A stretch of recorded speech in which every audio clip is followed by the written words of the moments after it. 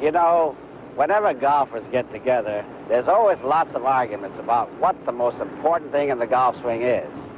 We thought we'd put this question to one of the greatest players in the game. Ben? Well, the most important thing in the golf swing to me is the movement of the lower body from the top of the swing. And if you don't mind, I'll demonstrate. First off, you start down below with your knees and your hips.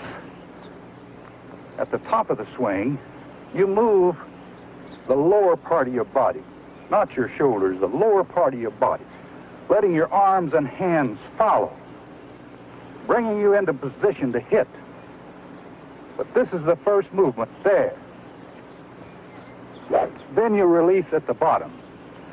Most people do it entirely opposite. They rotate their shoulders first instead of their lower body. As a result, they come across the ball and hit the outside of the ball instead of the back of it. If you don't mind, I'll hit a ball, and the first thing to watch is what starts first from the top of the swing.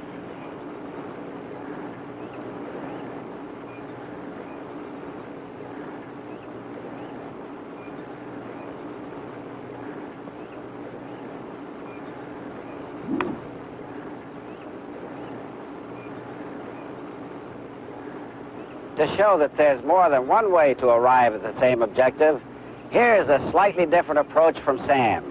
Well, Gene, I think after you complete the top of the backswing, it's the starting of the downswing that means the difference between a good shot and a bad shot. As you know, you'll see a lot of the so-called dubs. They'll get to the top of the backswing. We call that playing the flute when the fingers come apart. And now when he grabs on the downswing, he'll make a cast from the top, which causes the club to come from the outside in, which you may have a banana ball or maybe a ducking hook or something. But I emphasize holding on with the left hand, the last two fingers, never turning loose throughout the swing.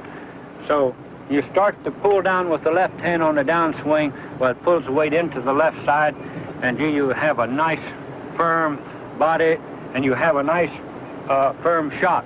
I'll try to demonstrate to you.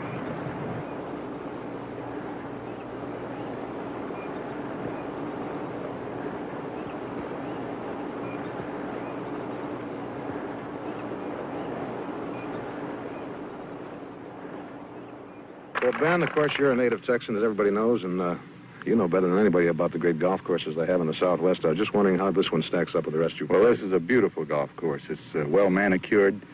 It's about 7,000 yards long, and I think we're going to have a wonderful time playing it. I'm sure you will.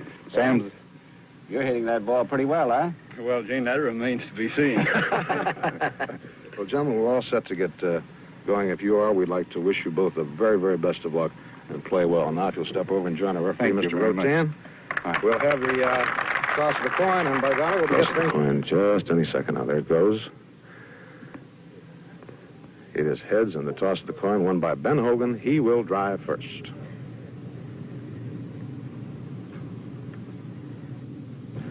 But, Gene, this ought to be some match. George, you're seeing probably the greatest shot maker in the history of golf right here. I want you to watch the way that he handles those hands. Boy, he looks like a machine. When he plays a shot to the hole, you don't have to look anywhere but look towards the flag. Watch the way he takes that club back straight away from that ball. Ben has hit his opening tee shot just a little bit right to left, and I mean right down the heart of the fairway, down in the vicinity of those traps. He really busted a big one.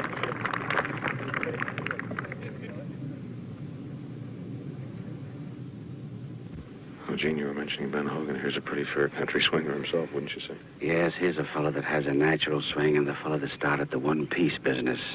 Watch the way he takes his hands back. They're one piece from the start right to the finish. And Sam Snead has hit his a little bit to the left-hand side of the fairway over in there, and I believe he's going to have room to bend it around that tree on the left and put it right on the green. Big problem here to get the ball close to the hole on huge greens like this. Hogan started out well to the right. It is swinging in, and boy, he has hit it almost pin high, about 10, 12 feet from the hole. A beautiful shot. Well, here's the slammer. Pass to Hogan off the tee by about 5 yards on the left side of the fairway, and he's also hitting a 6-iron. He played it straight away at the flag. And he's going to wind up almost pin high on the left. Two fine approach shots here on number one. The greens are going to be a little bit slower, at least in the beginning of the match. And it is quite humid.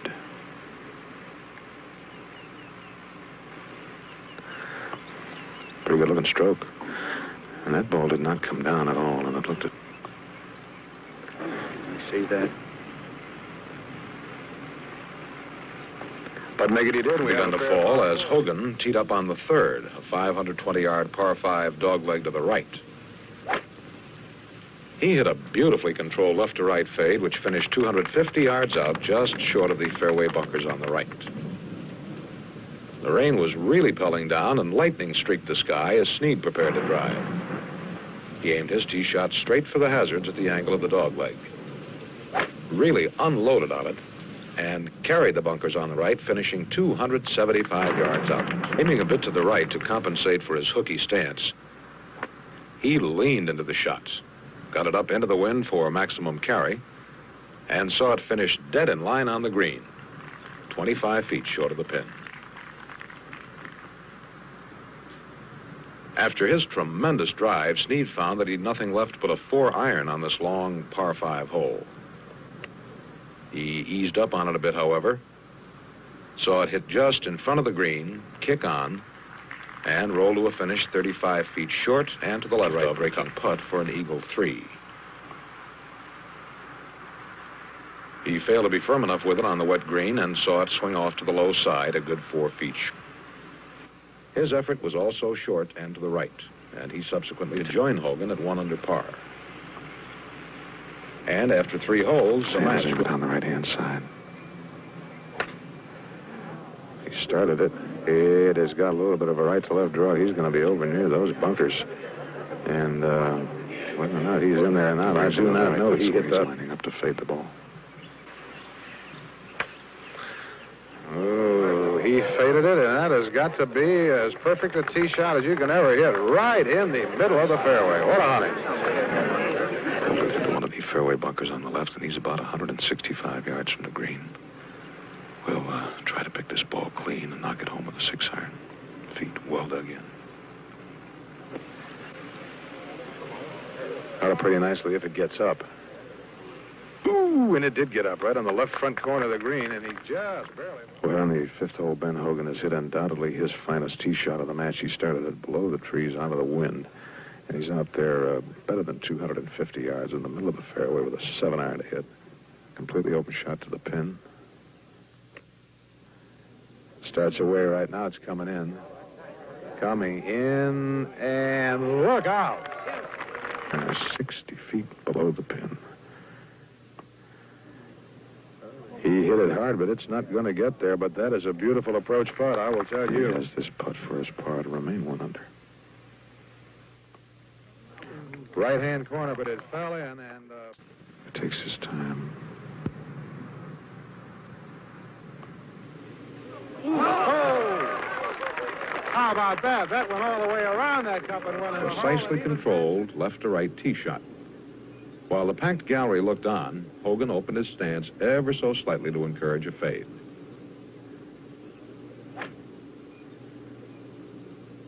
He fitted his drive to the fairway like hand to glove. And when Snead followed suit, both parred the hole with ease to remain 1 under par. 7-iron chip shot of 140 feet.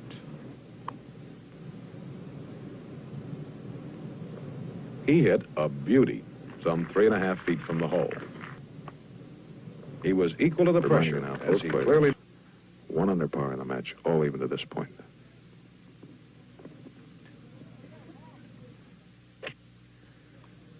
Hogan started it at the flag. It is moving a little bit to the left, but not much. And boy, I will tell you, he just did carry that on the front of that green. He started it way, way, way to the left, and is going to carry it on the green about pin high. It will roll all the way to the back, and he has left. Starts away left, breaking down in. They're all square. Starts it up toward the hole, but that putt is not going to get there. 5 yards off the tee, had a full 4-iron left to the slightly elevated green. As he had done on shot after shot, Ben rifled this one straight at the flag. It bounced, missed the pin by an inch, and 265 yards lined up a 6-iron. He hit one of his finest irons to this point in the match, which covered the flag all the way and pulled up huge left-to-right break in his 27-footer from the back of the green.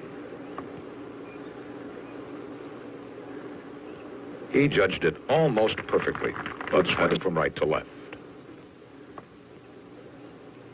The ball seemed to go going to reach in the this hole. green at 2, I don't believe. No wind at all now, dead calm, and Ben Hogan with the honor.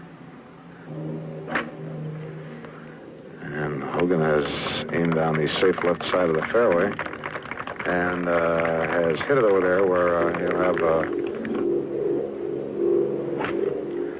he hit it down the right side. That's the best tee shot he's hit today. Oh, what a lovely tee shot. That's out there a country mile right in the middle. Top of the hill, put it down in the swale. It's just a little following breeze now. And it is going to carry to the top of the hill and just a few yards too far. Trying to get it up close to that green. It's a low shot. He's going to carry it well down into the swale. And he knocked it up there, I'll tell you, within about 20 yards of that front trap. And those are two. And this has got to be the hardest shot he has had to play here today.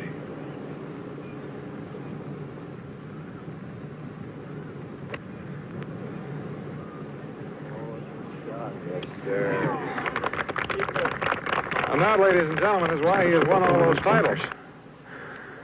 You can hit it Past the hole, a little strong, but also a very fine shot. Remember now, they're both 1 under, all square. And each has certainly a makeable birdie putt here.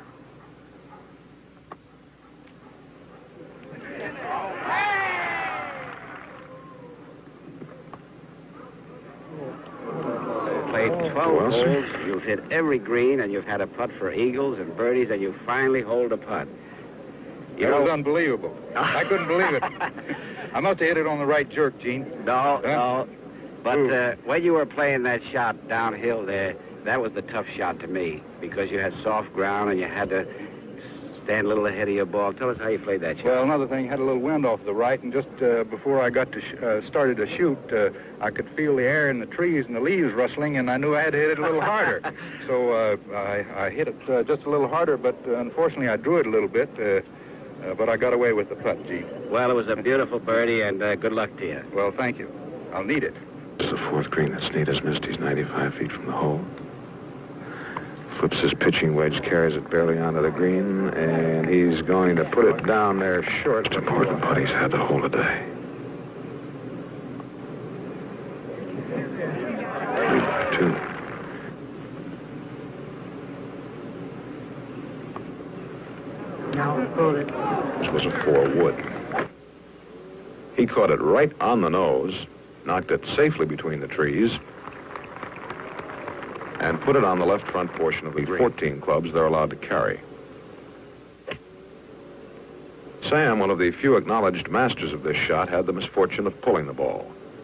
He did succeed in putting it on the green, but now is faced with the problem of getting down in 2. He didn't begin to hit the ball hard enough, and started. It was Ben's turn to try. He failed to get it up. Sam tried to nail down his 3. It was his first 3-putt green of the match. Wonder. And he opened up, breaking straightaway par 5 of 573 yards. Ben continued the fine driving which had typified his round. His tee shot, 260 yards, dead center fairway. Both time and holes were running out for Snead, and he knew it. Swinging so hard he lost his normally perfect balance, Sam smashed his drive 5 yards past Hogan's ball. With the green out of reach, Hogan uncorked a tremendous 3-wood. The ball caught the downslope of the fairway and rolled to a stop a scant 50 yards short of the green. He barely got the ball airborne. Its low, hooking flight carried it down into the bottom of a deep swale, from where it rolled up to the top of the knoll Hogan had carried. Sam prepared to hit a soft 9-iron. His beautifully judged approach almost pitched in the hole for a 3. And up a wedge, his famous equalizer. The ball carried pin high on the left and finished well past the hole. And if he could get this down, of course, he would slip to 4 under. Breaking in toward the hole, but you would not believe it. And he got it. He hit a whistler, a real whistler down the safe left-hand side of the fairway. And he has hit big tee shot after big tee shot. That hit it. And Ben has busted another fine tee shot, which is going to miss that bunker on the right-hand side of the fairway. And he has hit a pretty good-looking shot that just didn't come in. It swung Sam out. Snead hit that ball almost exactly pin high with a 6-iron. And he also is going to hit a 6. And also started out to the right, begins to swing in, and another fine shot by Ben Hogan.